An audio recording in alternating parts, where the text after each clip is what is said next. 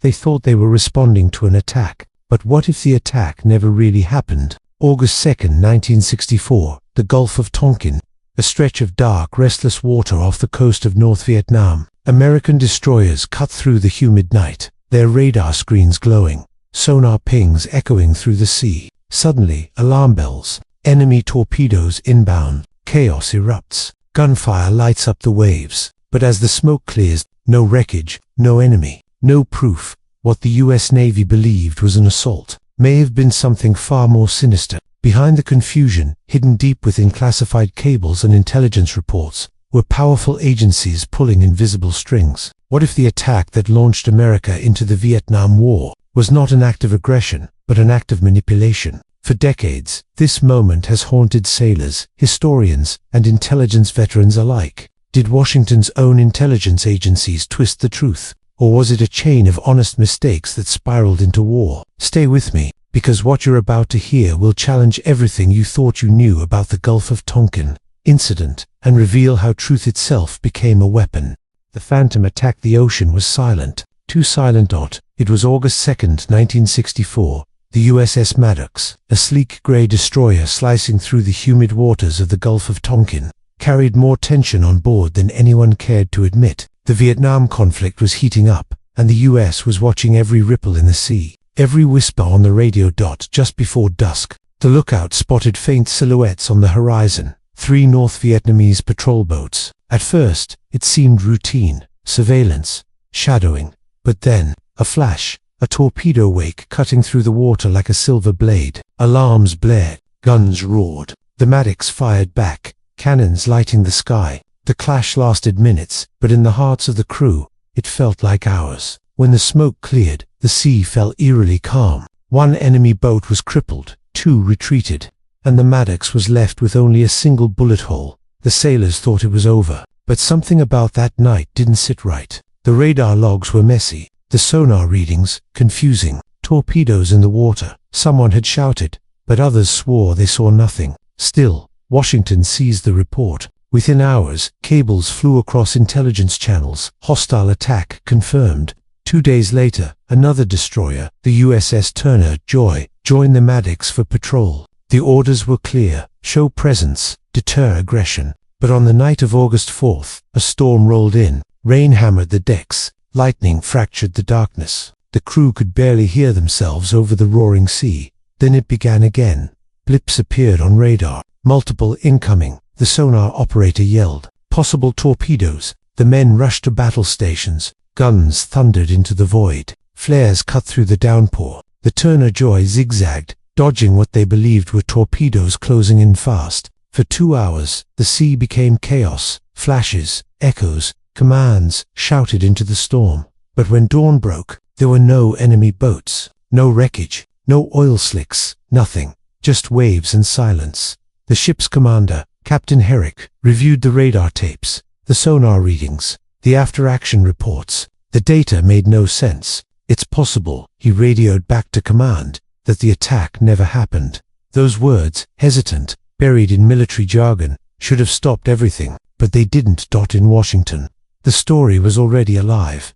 President Lyndon B. Johnson was informed that 2 American destroyers had been attacked twice by North Vietnamese forces. His advisors urged a response. Within hours, Johnson appeared on national television, his tone grave and resolute. "We seek no wider war," he declared. Yet even as he spoke, U.S. aircraft were already in the air, striking targets along the North Vietnamese coast, in the war rooms and press rooms.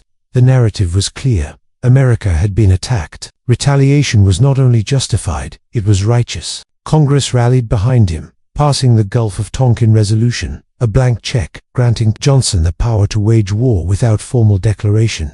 But aboard the Maddox and Turner Joy, the mood was far from victorious. Sailors whispered in mess halls. Some had seen torpedo wakes. Others swore they'd only seen the whitecaps of rough seas. One technician later admitted the sonar system had been malfunctioning. "We were fighting ghosts," he said quietly. Echoes bouncing back at us. Deep in the NSA's Pacific listening posts, operators picked up strange signals that night, garbled transmissions, overlapping frequencies. Some analysts interpreted them as enemy attack orders, Others thought they were routine coastal chatter, distorted by the storm. But those doubts never reached the president's desk.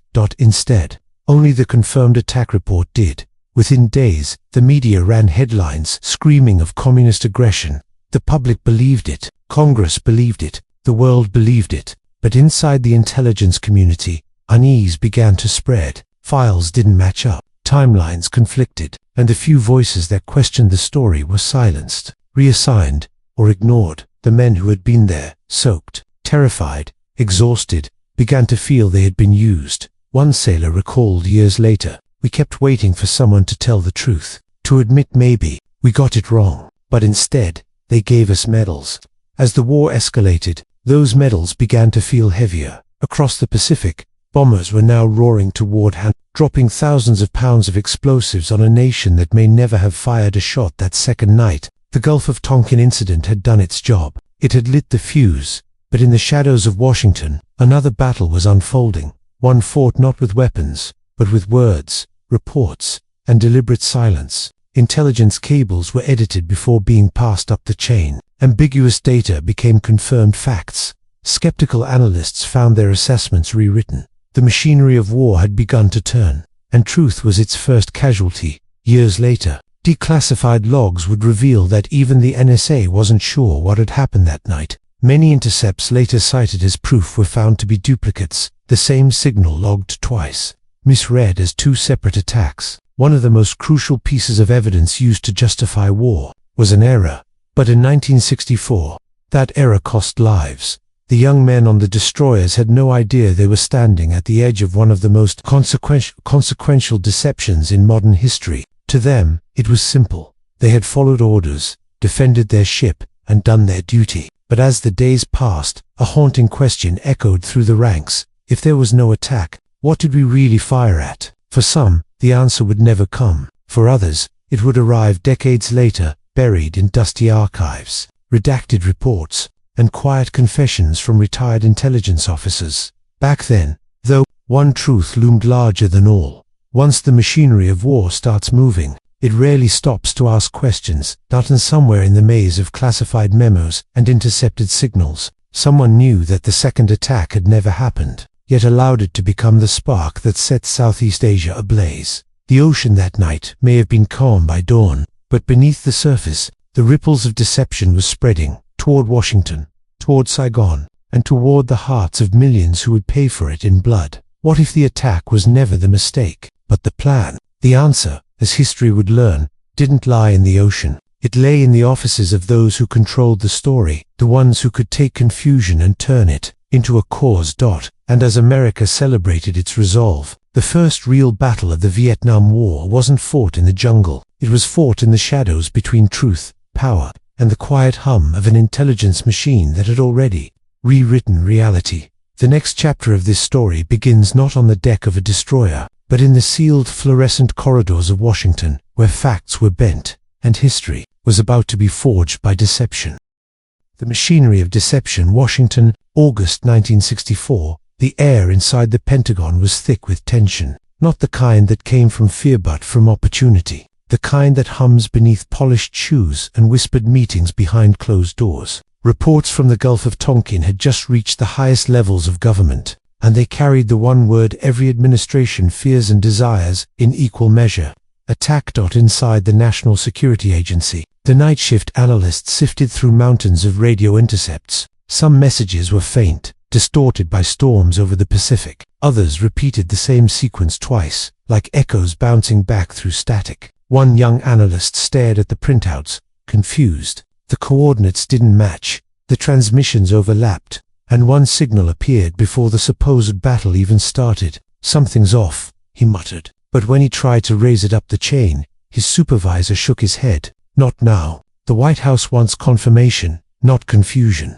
Across the river, in the Oval Office, President Johnson leaned over the Situation Room table. His advisors circled him: McNamara, Bundy, Ruskell, men who understood the power of narrative. Johnson listened quietly as the intelligence briefers summarized. 2 US destroyers attacked by North Vietnamese torpedo boats. "No doubt, sir." He asked only one question. "You're sure?" Silence, a nod. That was all it took. Within hours, the narrative was locked in stone. The second attack was real. America had been provoked, but deep inside the Defense Department, the truth was far less certain. Messages were still being analyzed. Some showed no evidence of engagement. Others contradicted each other outright. Yet the reports sent to Congress told a single, simplified story: unprovoked aggression.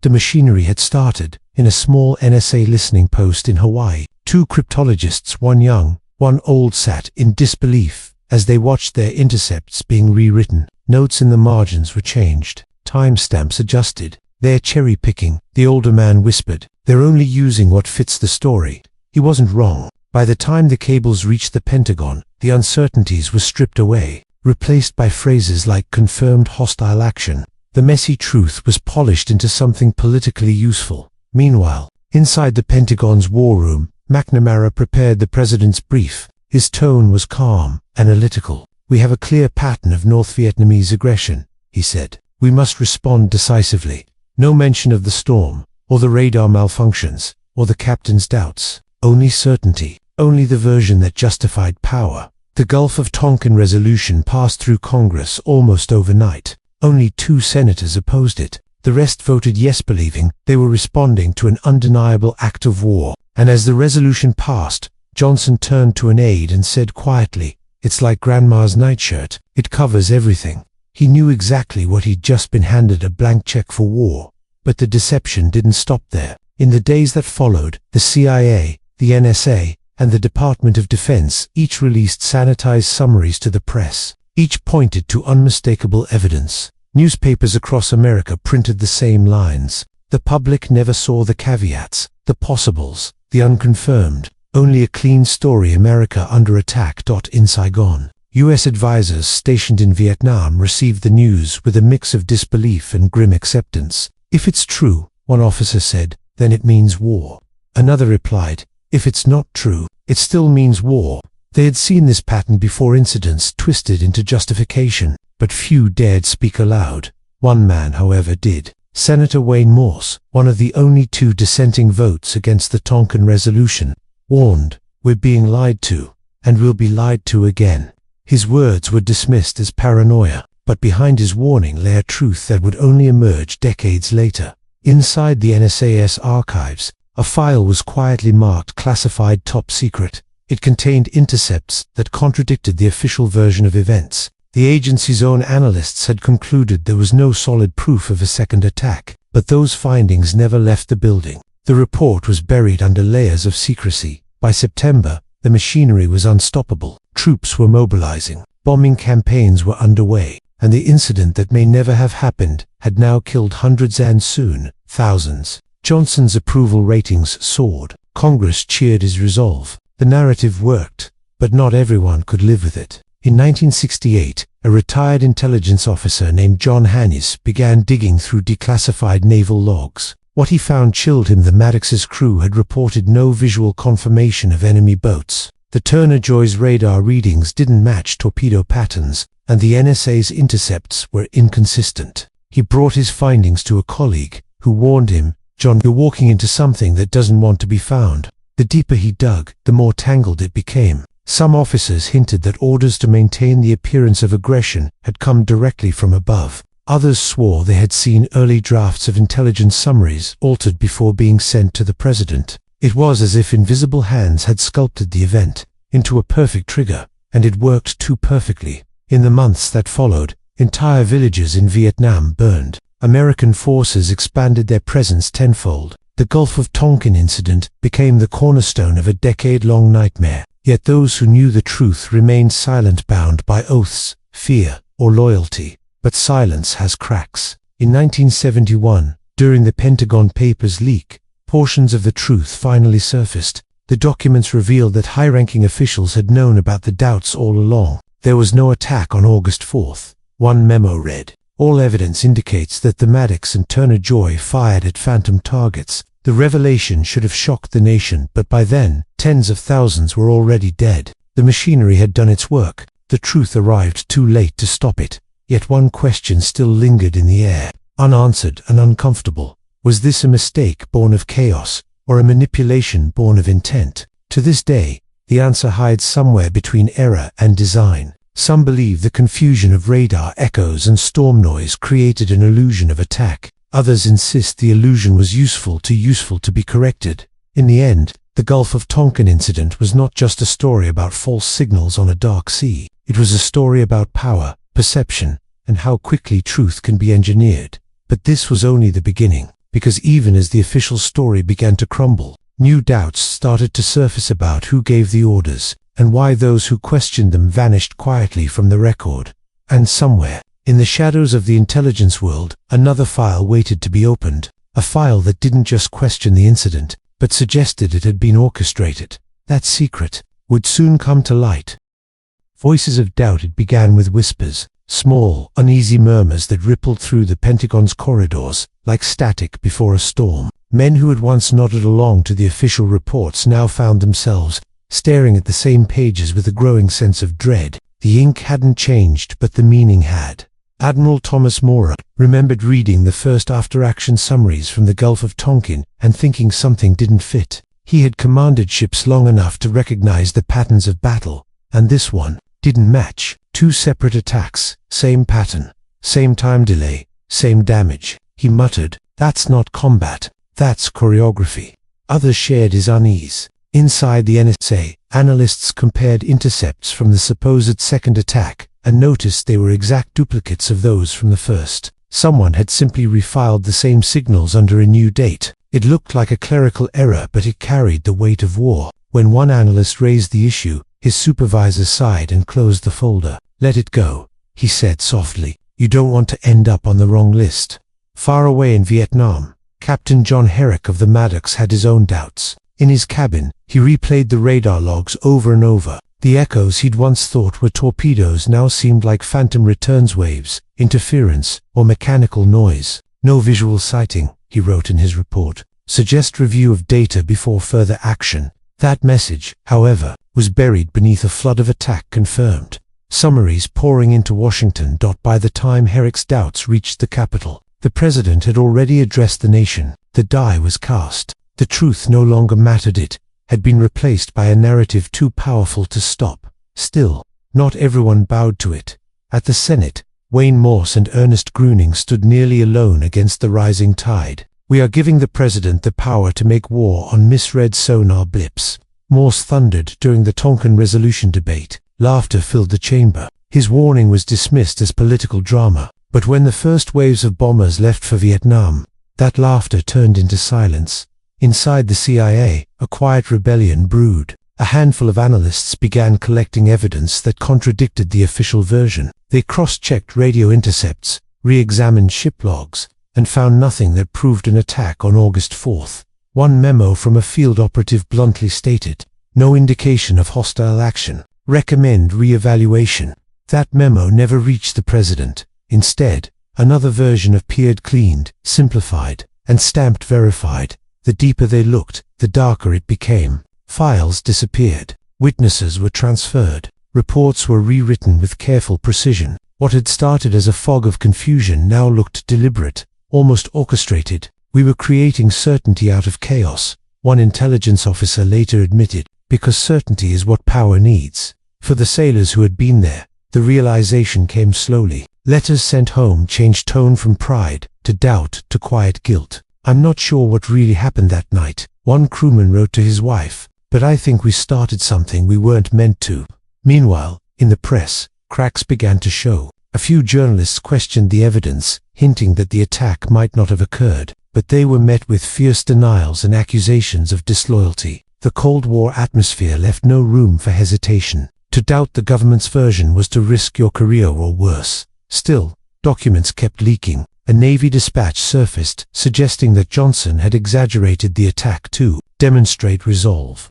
Another memo revealed that McNamara had privately acknowledged doubts but continued to brief Congress as if the evidence was solid. The pattern was undeniable. Truth had been replaced by convenience. By 1966, the war was in full swing. Thousands of Americans were dying in jungles thousands of miles away. Their sacrifice built on a foundation of manipulated intelligence. Inside the Pentagon, guilt began to take shape. Some officers couldn't sleep. Others drowned their doubts in whiskey. One analyst, whose report had been altered to support the second attack, later said, "I thought I was helping defend freedom. Turns out I was defending a lie."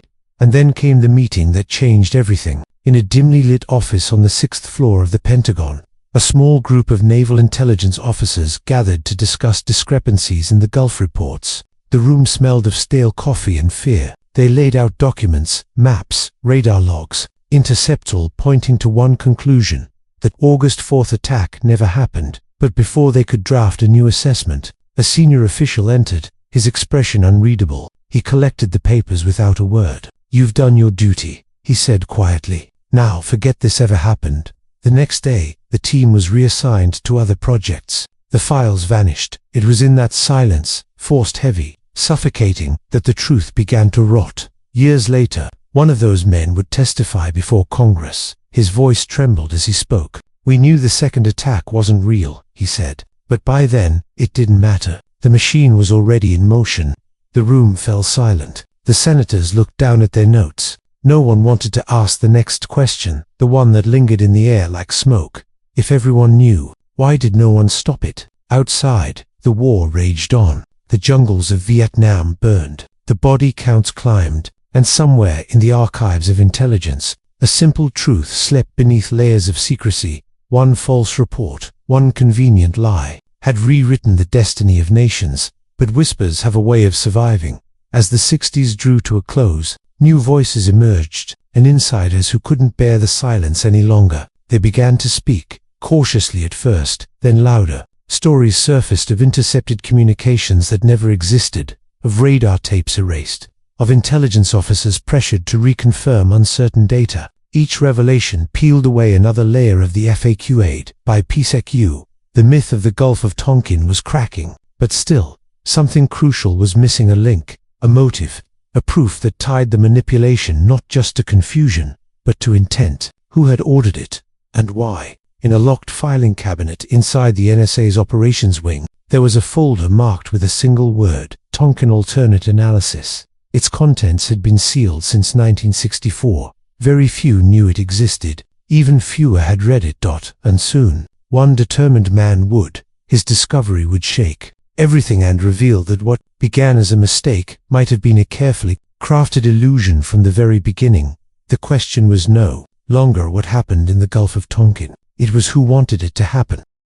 Echoes in the jungle. The jungle had a sound of its own, not the cries of battle or the thunder of artillery, but a constant hum of something older, heavier, almost alive. By 1966, that sound had become the background music of a war that had swallowed an entire generation. American soldiers trudged through endless rain, haunted by an event most of them had never heard of, but which had sealed their fate: the Gulf of Tonkin. They didn't know the truth had already begun to rot behind the polished walls of Washington. They didn't know the attack that justified their mission might never have happened. They only knew orders to fight, to hold, to survive. Back home, the story still held strong. Newspapers continued to praise America's courageous response. Politicians invoked the Tonkin incident whenever the public grew uneasy. But in the intelligence rooms, far from the cameras, the cracks were now impossible to ignore. It began with a simple request. A mid-level NSA analyst named Samuel Laird was tasked to review old intercepts for archival accuracy. It sounded harmless, bureaucratic, routine. But as he scrolled through the radio logs from August 1964, something caught his eye. Two identical messages, one time-stamped 2 hours apart, both translated as enemy preparing for attack. The exact same transmission, duplicated and Laird frowned, then whispered, "No, that can't be right." He checked the metadata, and his stomach tightened. The second entry had been manually altered. Someone had changed the timestamp to make it appear as though the message confirmed a second attack. He called a senior officer. The man glanced at the file, then shut the folder with a heavy sigh. "Don't chase ghosts, Sam. Some things are bigger than you."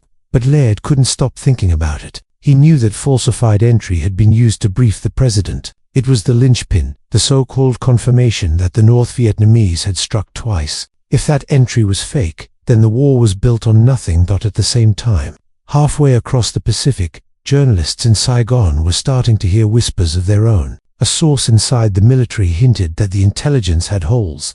Another spoke of naval officers haunted by guilt. It wasn't enough to print, but enough to question. Then came the first real leak. A retired naval technician, known only as M, mailed copies of sonar logs to a reporter. The pages told a story that didn't match the official version. No confirmed torpedoes. No radar tracks. No visual sightings. We fired at shadows. One margin note read, "We saw what they told us to see." The story never made it to print. Within days, the technician's identity was discovered, and he quietly disappeared from public view. His home was empty. His friends were told he'd transferred overseas. But truth has a strange way of surviving suppression. By 1968, the war had turned into chaos. Cities burned, villages vanished, and in the jungle, soldiers began asking questions no one wanted to answer. "Why are we here?" One wrote in his diary. What started this? The answer: the Gulf of Tonkin had become a myth. Some believed it, others didn't, but no one dared speak it aloud. In Washington, the pressure mounted. The Johnson administration was crumbling under protests and rising death tolls. Behind the scenes, the CIA and NSA were locking down files, scrubbing names, sealing archives. Yet, even as they buried the paper trail, one document slipped through: an internal NSA memo titled "Re-evaluation of SIGINT Reliability, Gulf of Tonkin Events." The memo's conclusion was devastating. No evidence to confirm an attack on August 4th. It read, "Data interpreted under assumptions inconsistent with observed reality." It was a quiet admission that everything had been wrong, or worse, manipulated. Laird found the memo in an unmarked file drawer weeks later. He read it 3 times before realizing what it meant. Someone inside the NSA had tried to correct the record. Someone had known the truth, and had been silenced before it reached daylight. He made a copy. One night, carrying it in a plain envelope, he met with a journalist in a DC parking lot. Rain hammered the concrete. "This war," Laird said softly, "started with a lie."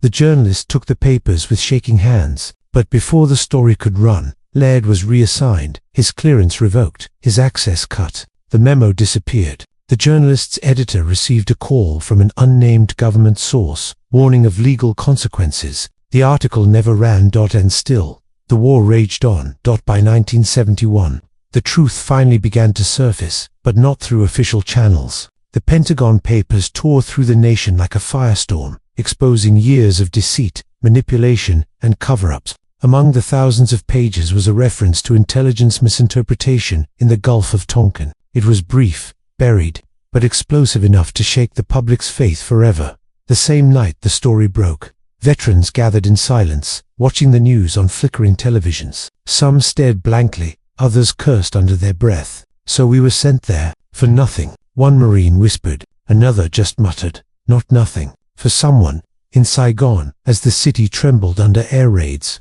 a U.S. intelligence officer received orders to burn all remaining Tonkin-related communications. The fire crackled in metal bins, turning history into smoke. But a single envelope, marked alternate analysis, slipped through the chaos. Shipped by mistake to a naval archive in Maryland. Inside were the original intercepts, unedited, untouched, and they proved what Laird had suspected all along. The second attack never happened. It was never confirmed, never even likely. The signals were weather noise, the radar returns illusions. Yet the reports had been polished, repackaged, and delivered to the White House as fact. A war had been born not from aggression, but from deliberate misdirection. The revelation came too late. By the time it reached the light, tens of thousands were gone. The jungles of Vietnam were littered with ghosts. Their echoes carried on the humid wind. Whispers of men who fought bravely under false pretenses. But one question remained unanswered. Who had orchestrated it?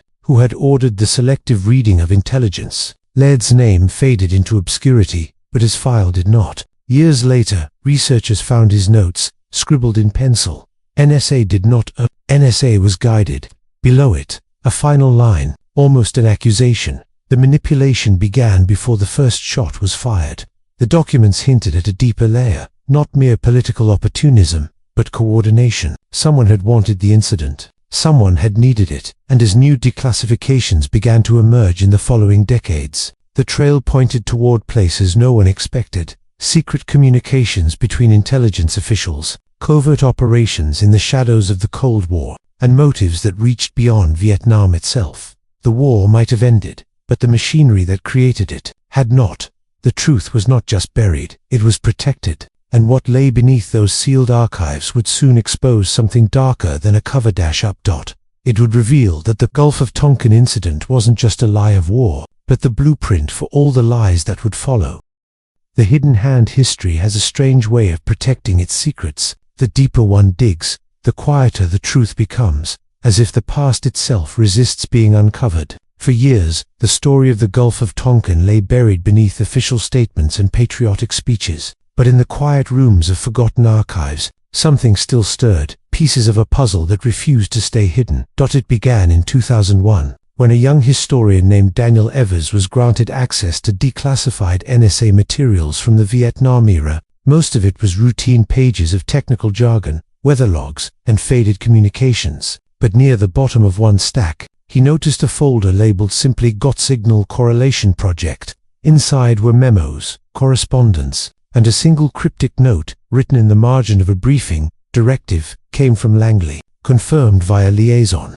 Langley, the home of the CIA. Evers's curiosity sharpened. Until then, the NSA had borne most of the blame for the misinterpreted signals that triggered the Gulf of Tonkin escalation. But this note hinted at something else. Coordination, guidance. Someone, somewhere, had directed the flow of information long before it reached the president. He spent weeks tracing the paper trail. What he found was unsettling. The so-called intelligence consensus that justified the second attack had been built on intercepted North Vietnamese communications that no one outside a small interagency group had ever verified. The messages passed through a joint NSA-CIA task unit known only as SIGINT, Evaluation Cell 7. Its members were never listed in public records, but one memo, unsigned, carried a chilling line: "Final synthesis adjusted for operational benefit, per instruction." Operational benefit. The phrase was bureaucratic, sterile, and terrifying. It meant someone had decided that reshaping intelligence served a purpose greater than accuracy, and that purpose, it seemed, was war. Evers took his findings to a retired intelligence officer, William Heron, who had served in the Pentagon during the early years of Vietnam. The old man listened quietly, eyes dim but still sharp. When Evers mentioned the note about Langley, Heron's jaw tightened. "You're not the first to ask that question," he said, "but you might not like the answer." He spoke slowly, as if weighing every word. The Gulf of Tonkin was never just about Vietnam. It was about credibility, American power in the eyes of the world. After Cuba, after the Soviets tested us in Berlin, Washington couldn't afford to look uncertain. They needed an incident that justified strength, and if it didn't exist, well, they'd make sure it did. Evers sat in silence. The room felt colder. Heron continued, almost whispering. There were meetings, informal ones, off the record. The idea wasn't to invent an attack, but to use ambiguity. Feed the right data to the right people. Let the confusion do the rest. By the time it reached the president, it looked like certainty. He paused, his hand trembling slightly. That's how manipulation works in this town. It doesn't shout. It whispers. Those words stayed with Evers. He dug deeper, uncovering references to Project Ocean Fog, a covert psychological operation designed to influence perception through selective intelligence. The files were fragmentary, full of redactions, but one cable stood out: media preparation underway, political outcome contingent on perceived aggression. It was dated July 31st, 1964, 2 days before the first Gulf of Tonkin incident. The realization hit him like a blow. The public narrative hadn't followed the attack, it had preceded it. He tried to verify the cable's authenticity, but soon after submitting a Freedom of Information request, he received an unexpected visit from 2 men in suits, who introduced themselves as consultants from the department. They asked polite but pointed questions about his research. One of them smiled and said, "You're wandering into old ghosts, Mr. Evers. Some things were buried for a reason." That night, his apartment was broken into. Nothing was stolen except the copies of his notes and the Ocean Fog cable. But Evers wasn't ready to give up. He had already shared portions of his findings with a documentary filmmaker, who had begun piecing together interviews with surviving intelligence veterans. One of them, a former NSA cryptologist, made a shocking confession on camera. "We were told to interpret everything as hostile, static. Whether interference, it didn't matter. If it supported the narrative, it was included." The confession aired briefly in a late-night segment before disappearing from network archives days later. and yet the truth has a strange persistence. In 2005, the NSA officially released its internal study on the Gulf of Tonkin, the same one that had been classified for decades. Its conclusion was damning. The August 4th attack never happened, and the agency's initial reporting misled the nation. But even within that admission, something was missing. There was no mention of the interagency communications Evers had found, no reference to ocean fog, no acknowledgement of manipulation from above. It was as if the report had been scrubbed clean, leaving only the surface guilt enough to satisfy historians, but not enough to expose the architects. Still, in the years that followed, fragments of the truth continued to leak: cryptic memos, deleted transcripts, whispers from aging officials with nothing left to lose. Each piece painted the same picture. The Gulf of Tonkin wasn't an accident of fog and confusion. It was a controlled narrative, an orchestration of perception, and if that was true, it meant the intelligence agencies didn't just report on wars, they could start them. In the final months of his research, Evers discovered one last document, filed under a false classification. It was a transcript of a phone call between senior officials from the NSA and the CIA liaison office. The voice, partially redacted, said, "Confirmation complete. The President is satisfied. Ensure our coverage matches public statement. The window for correction is closed." The call was time-stamped August 5, 1964, 3:42 a.m., hours before President Johnson's speech to the nation. That was the moment Evers realized the scale of what he had uncovered. It wasn't about one incident. It was about a system, one that blurred the line between information and manipulation, between truth and utility. A system that could bend perception until the lie became indistinguishable from reality. He compiled his notes, wrote his final summary, and sent it to 3 journalists. Only one replied. A week later, Evers vanished. His car was found parked outside a library in Maryland, keys still in the ignition. Inside, a single envelope sat on the passenger seat. It contained a single sheet of paper, the last line of his research notes. It read, "The Gulf of Tonkin was not the beginning. It was a rehearsal." And beneath it, one final sentence, barely legible, as if written in haste. "They can do it again." The truth, once again, slipped into silence. But some secrets don't stay buried forever. Somewhere in the vaults of intelligence agencies, the same methods, the same playbook may still exist, waiting for another moment of crisis, another opportunity to shape the course of history, because the Gulf of Tonkin was more than a lie. It was a warning, one the world still hasn't learned to hear.